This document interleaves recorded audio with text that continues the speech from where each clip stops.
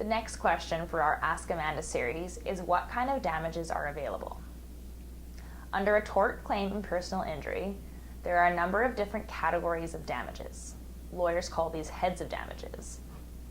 And the court can award compensation under each category. I will briefly discuss each category in particular. The first is non-pecuniary or general damages. These are awarded to an injured person as monetary compensation for things such as pain, suffering, disability, inconvenience, disfigurement, loss of enjoyment of life, and loss of expectation of life. In determining fair compensation, in the particular circumstances of each case, courts look at such factors such as the injured person's age, the nature of their injury, the severity and duration of the pain, the level of the disability, and the loss of lifestyle or impairment of life. In Canada, the courts have set a $300,000 limit on non-pecuniary damages for catastrophic injuries. The next category is past wage loss. Past wage loss is compensation for an injured person who was unable to go to work because of their accident. Past wage loss can be also awarded to people who are self-employed or have missed out on opportunities to secure employment.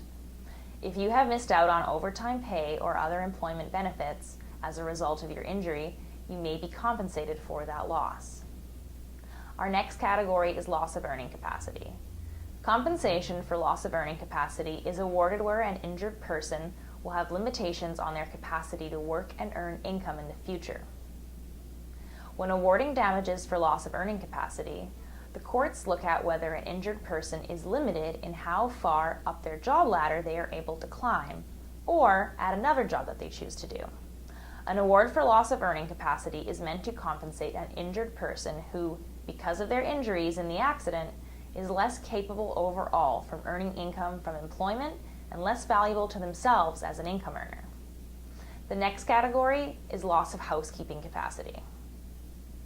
The court awards compensation for loss of housekeeping capacity where an injured person can no longer carry out household chores and yard duties, or in situations where the spouse of an injured person has suffered a loss of earnings due to having to assist an injured person in carrying out the household chores and yard duties.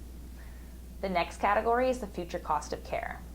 Monetary awards for the cost of future care are payable to an injured person to cover any future medical expenses necessary to sustain the injured person's mental and physical health. In making an award for future care, the court considers the level of care needed and the duration of the care along with the medical evidence. The next category is special damages. Special damages are awarded in compensation for any out-of-pocket expenses that an injured person incurred as a result of their injury. This may include things such as taking transportation to approved physiotherapy appointments. An experienced lawyer will help ensure you receive fair compensation under these categories of damages for your injuries.